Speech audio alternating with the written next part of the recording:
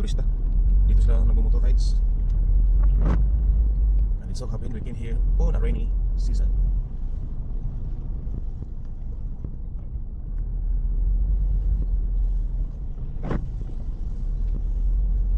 Ito guys.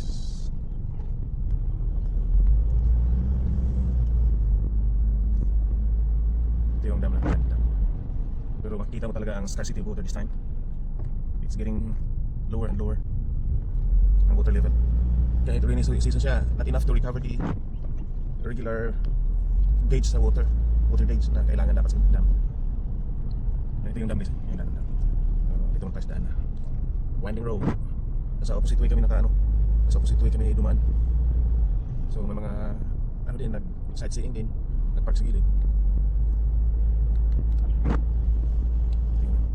Yan, ang dam guys, kita nyo. Ang dam.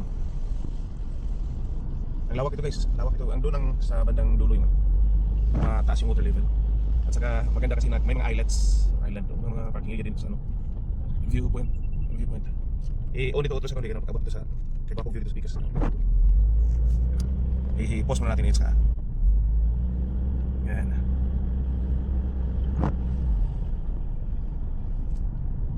Dagang nag-sightseeing ko doon. Gani, picture na ka? Ah, gwapo, itong island nga, bukid. Pero pili na ko biglang sa dito. Terus lagi dito. Pero ang sakyan na naman, di napasod doon.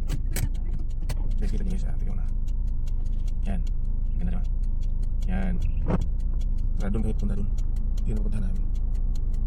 Doon banda. So, ano natin, regulate muna natin yung forward na.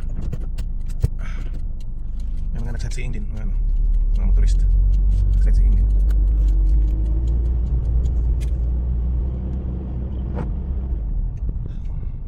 Winding road.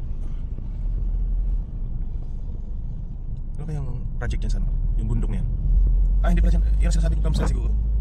Malayo pa. Tingnan mo guys. Diyan pa kami punta. Diyan pa kami. Picture lang kasi na. Picture lang. Kasi ito kita. At least ikaw magpapilibot. Winding road. Yung winding road. Tama na, medyo may kuna kayo.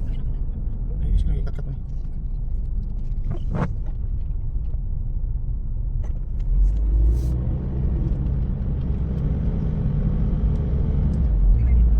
Gwapo. Hindi na may gwapo. Pining view oh. Gwapo guys camera. Hindi na may gwapo.